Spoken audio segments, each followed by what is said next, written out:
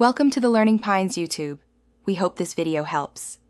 You start by confirming prerequisites and taking the first actionable steps.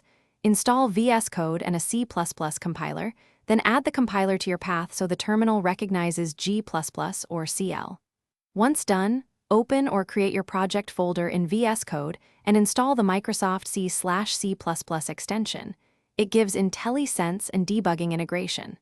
Next, create a simple main CPP file. Make sure to also install the code runner or configure tasks so you can build quickly from the editor.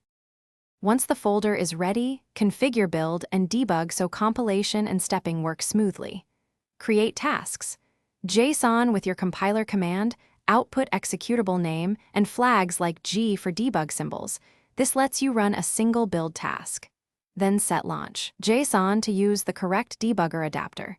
CPPDBG for GDB/LLDB or CPPVSDBG for MSVC, and point to the generated executable.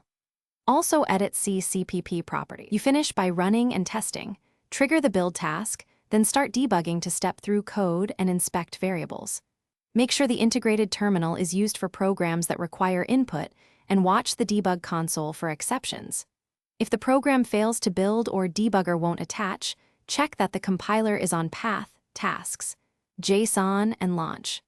JSON reference the right executable and working directory, and that include path matches your headers. This single check resolves most setup issues quickly.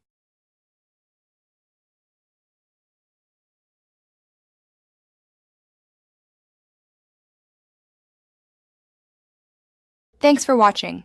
Consider subscribing if we helped you.